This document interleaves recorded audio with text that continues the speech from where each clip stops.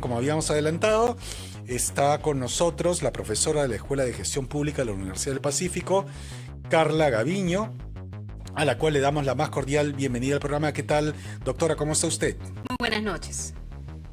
Buenas noches, muchas gracias por la invitación. De nada.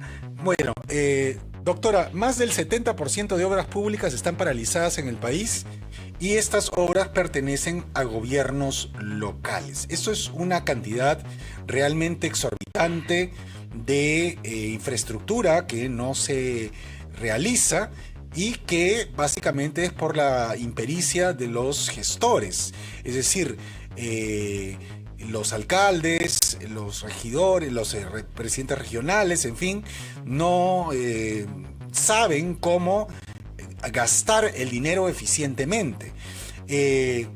¿Cómo podemos hacer para que suceda lo contrario? Es decir, ¿existe algún tipo de mecanismo para obligar a las autoridades precisamente a gastar bien el presupuesto público y no a gastar 30% del presupuesto y después devolver todo lo demás a fin de año? Efectivamente, mira, Ricardo, has dado justo en el clavo. No solamente ayudarlos a gastar, sino a gastar bien, ¿no? Que el Contralor nos ha dicho que hay 2.066 obras paralizadas en todo el país, de las cuales más del 70% corresponden a los gobiernos locales. Tienen más de 1.000 obras paralizadas. Esto es un tema complicado porque estamos hablando de la mayor cantidad de obras que se desarrollan a lo largo del país. En número son obras municipales, las más inmediatas para satisfacer las necesidades más cercanas a la población. Principalmente las que se encuentran paralizadas tienen que ver con temas viales, con temas sectorialmente que corresponden a comunicaciones, a transportes y también a agua potable y saneamiento, necesidades básicas de la población. ¿En dónde se ubican principalmente estas obras paralizadas? En Cusco, en Puno, en Lima, donde siempre todos los años el Contralor nos dice está. Las causales, las que siempre todos los años el Contralor nos menciona y también distintas personas que analizan el tema. Deficiencias en la preinversión, deficiencias en los expedientes técnicos, incumplimientos contractuales, todo lo cual nos lleva eventualmente a arbitrajes y otra serie de situaciones de las cuales difícilmente salimos. El tema del saneamiento físico legal incompleto, el tema de no tener debidamente las expropiaciones, los contratos correspondientes, los procesos de selección larguísimos, la alta rotación de personal. Todo esto está diagnosticado, pero tu pregunta es muy buena porque apunta a una búsqueda de solución, pero de solución con calidad. Yo creo que un primer tema que tenemos que tener en claro es que si bien la ejecución es básicamente subnacional cuando se trata de recursos destinados a lo que es inversión pública, los subnacionales, para poder hacer bien su tarea, necesitan de un soporte que proviene de los rectores que están en el gobierno nacional.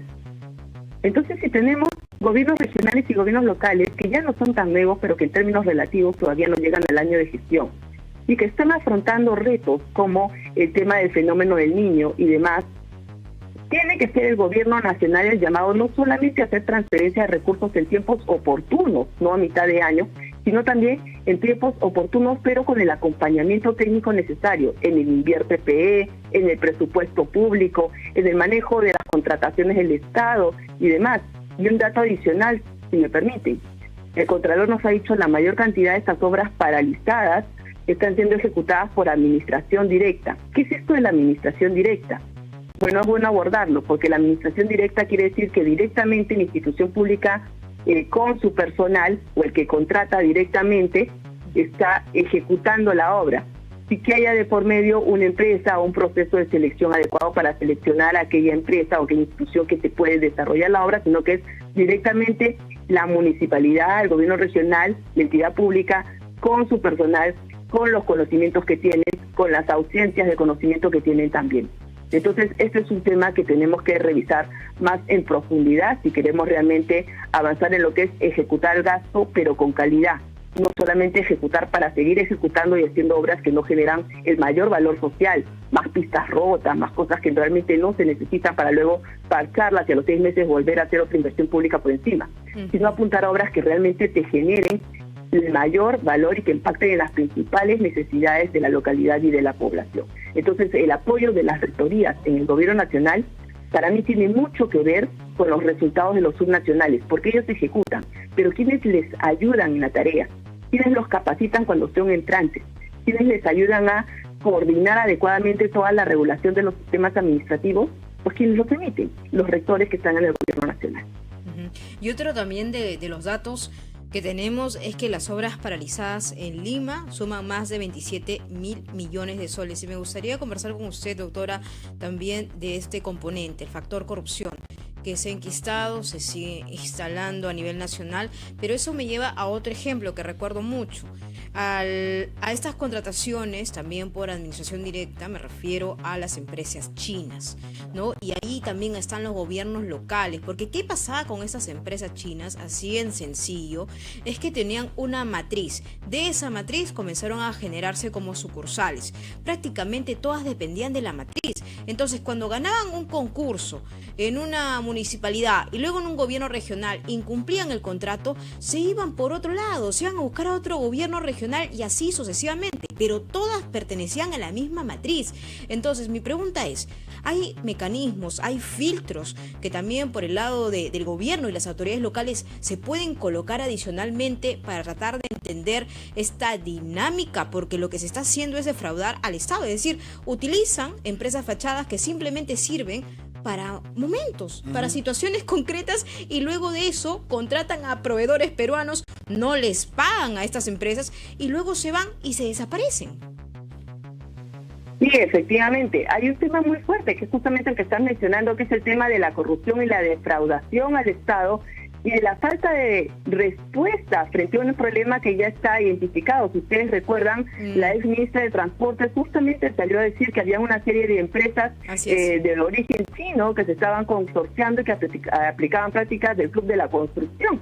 Lo dijo en una de las últimas pronunciamientos públicos que dio siendo ministra. Y así como ella, distintas autoridades y sendos medios de comunicación han señalado pues de que lamentablemente hay muchas empresas que utilizan fachadas de cambios de nombre para finalmente postularse a proceso de selección, ganar la licitación, cobrar adelantos, contratar subcontratistas y desaparecer de la obra y dejar la obra a la mitad, habiéndose llevado los recursos y dejando a los subcontratistas también pues un poco en el aire sin siquiera haber sido reconocidos o comunicados a la entidad pública para que se pueda hacer algo al respecto. Entonces, si tenemos este problema que ya lo conocemos, y estamos ya avanzados en el tiempo, ya tenemos pues más de un año que venimos hablando de esta situación, ¿dónde está la respuesta pública? Yo creo que hay un tema de pronto de tener que revisar las contrataciones del Estado, la regulación que se aplica, la velocidad con la que llega el OCE, pero también un tema de que son las propias municipalidades y las instituciones públicas, en general los gobiernos regionales, provías y los demás entidades y ministerios, no están filtrando adecuadamente a los postores a los que les están dando la buena pro. ¿Cómo puede ser que tengamos personas jurídicas, empresas, con sanción vigente por haber incumplido contrataciones públicas, participando y ganando procesos de selección en otras instituciones? Claro. ¿Dónde está este cruce de información? Entonces, si bien no procuramos, por un lado, revisar adecuadamente quiénes son los postores que se nos presentan al proceso, tampoco tenemos las herramientas informáticas, legales, técnicas, ni tampoco la velocidad en las autoridades para reaccionar a esto. Finalmente, en el mundo de la obra pública es como una suerte de bola de nieve, donde se van germinando los problemas. Si tú tienes, por un lado, un funcionario público que no está seguro en su puesto, que rota constantemente, mal capacitado o que no está actualizado, que aparte tiene jefes por encima que cambian constantemente la dirección de qué proyectos hacer, por dónde ir, lo natural es que se frene un poco la velocidad con la que actúa.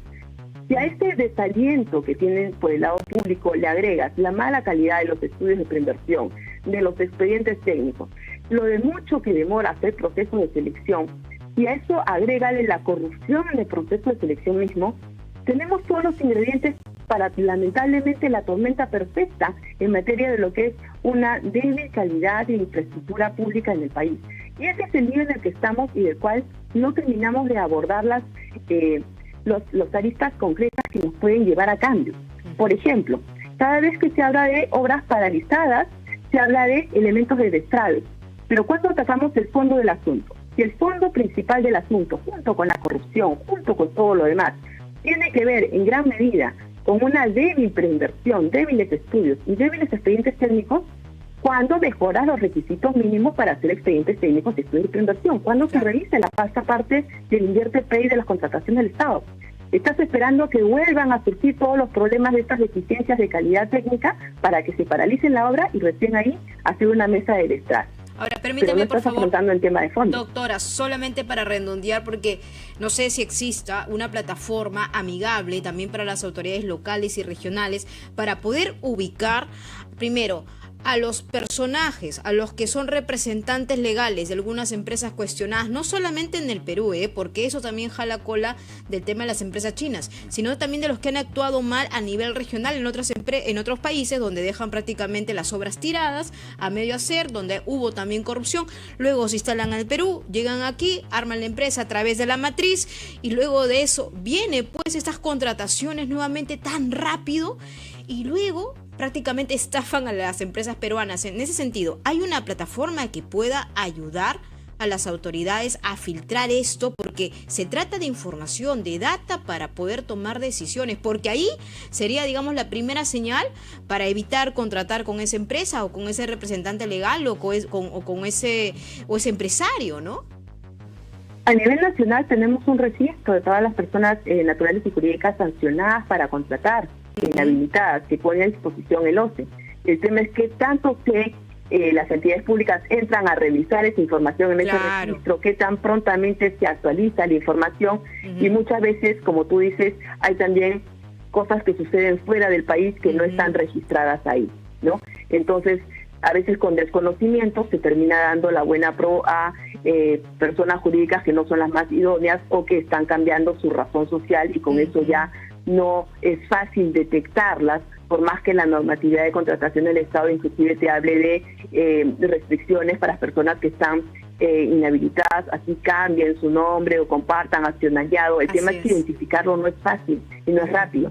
Y también eventualmente pueden haber temas de corrupción, por supuesto, de por medio. Totalmente, totalmente. Muchas gracias. Bueno, muchas gracias a Carla Gaviño, profesora de la Escuela de Gestión Pública de la Universidad del Pacífico, por habernos dado este panorama de las contrataciones del Estado y las obras públicas y cómo todo queda abandonado y se necesita pues evidentemente tener más eficiencia en el gasto y también menos corrupción. Muchas